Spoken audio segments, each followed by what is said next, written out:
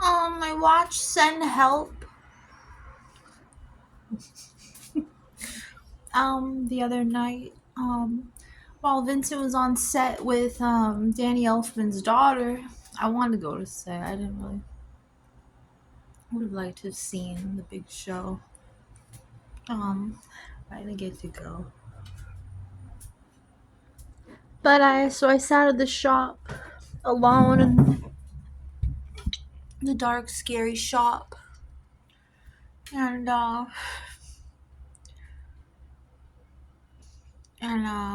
while he was on set with the boys and Lisette and um I watched Sun Help. After Mark's live stream died, that was nice. It kept me company when I was alone. Thank you, Mark. Look, I watched your competitor movie when you were in the movie theater.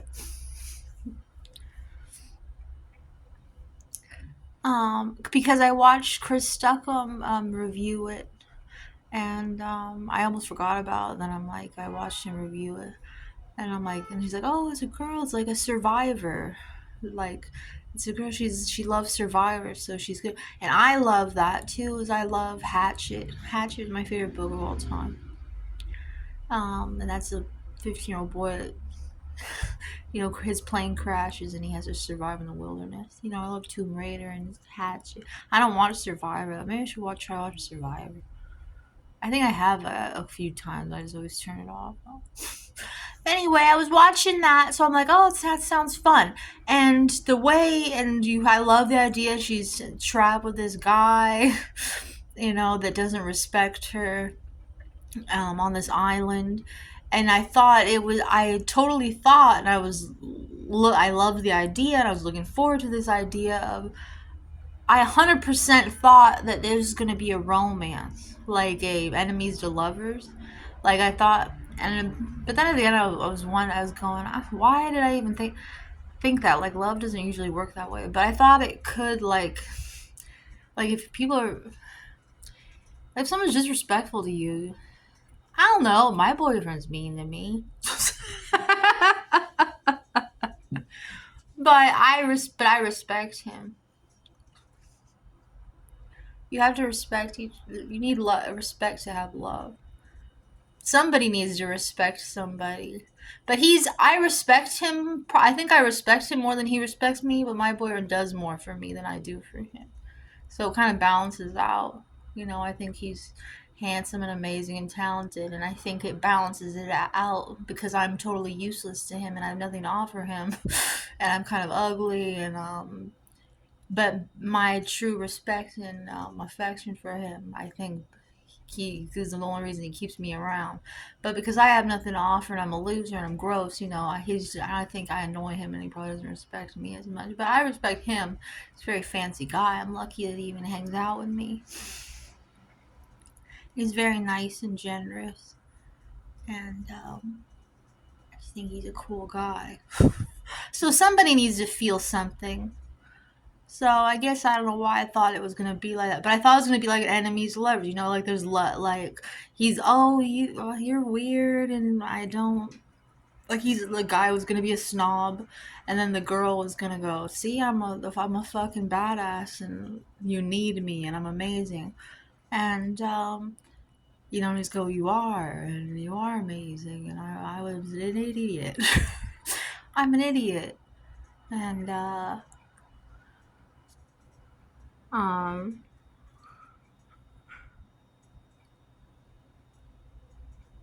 I thought they would confide in each other during that scene where they're going. So I really loved it. I was loving the movie, and then, oh, what did I say? I said while Vince was on the set with Danny Elfman's daughter, I was in the shop watching a movie scored by Danny Elfman. Danny Elfman's a score that really added a lot. I'm like, this movie would feel totally different without Danny Elfman's music on it because it has a sort of whimsical feel about it, like like a ooh.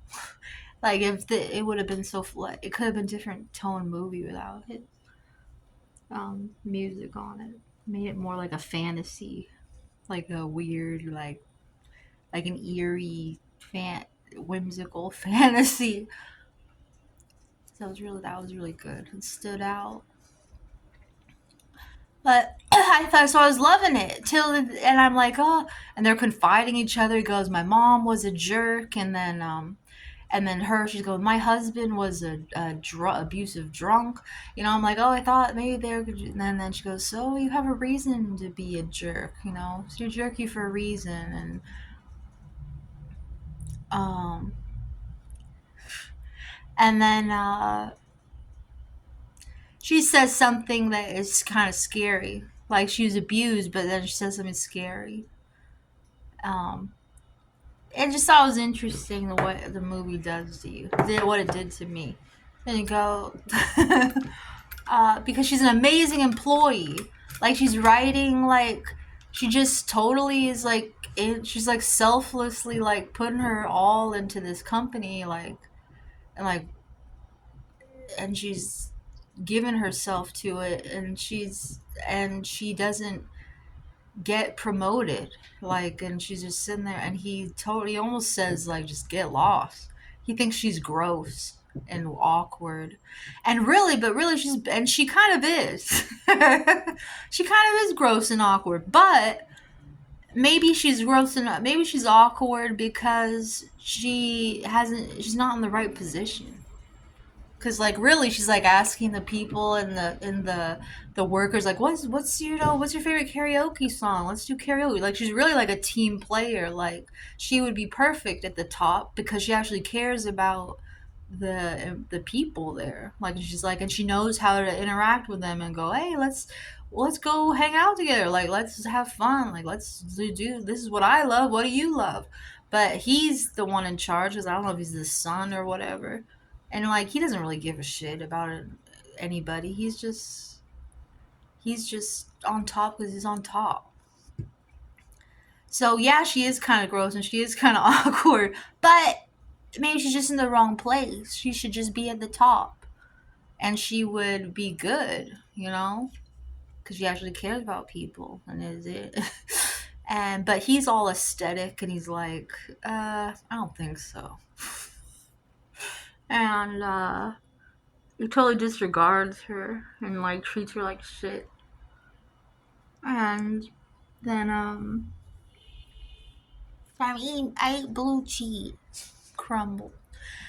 And he has like he's his supermodel girlfriend, fiance, and they just totally just like, no, you're not getting the promotion, you're nobody. But she's still working for the company, and even though he's treating her like crap, she's going on. She cries and she goes, oh, it's okay, I'm better than this. She has a little pet bird, and then um she's on a plane.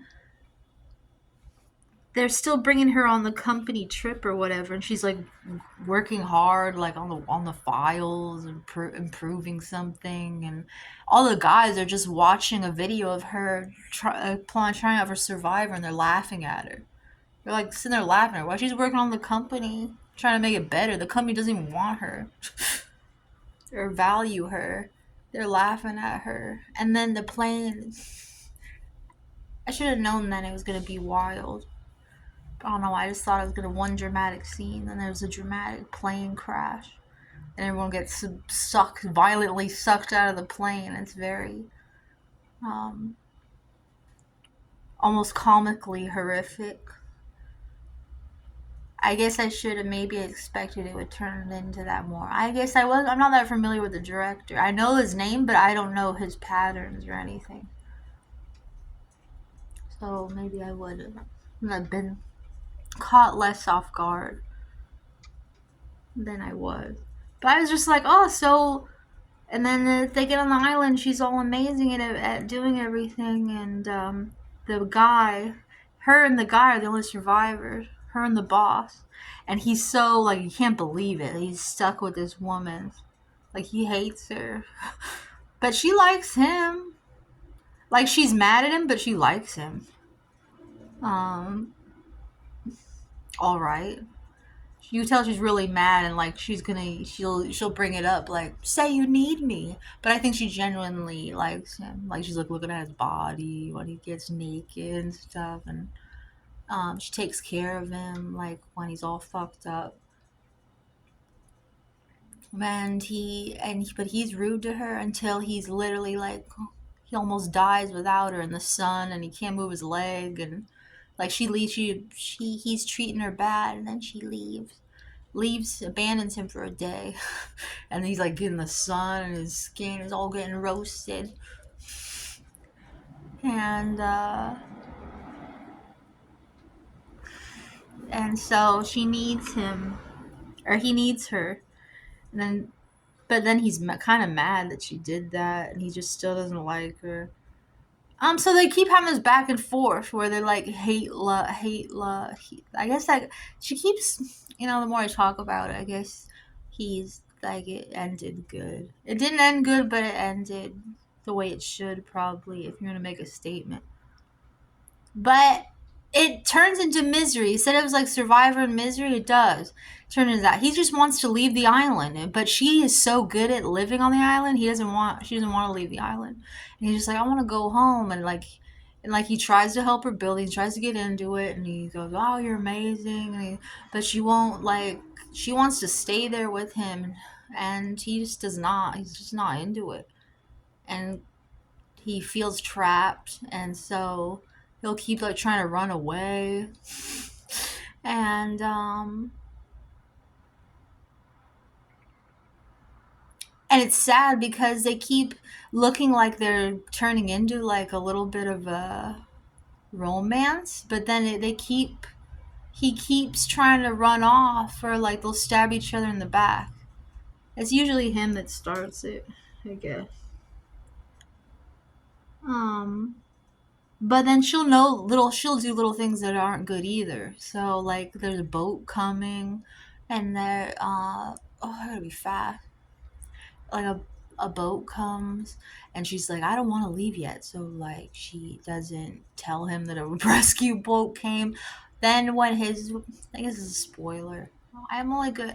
Oh, I'm not gonna be like. You want to know spoilers? Go watch Chris Stuckum. You want to know stuff? I'm like Fern or Frankie Fern's bookshelf. I'm gonna tell you the story. I gotta tell a story, or else why like you want to hear what's going on, then you just come here to me most of the time.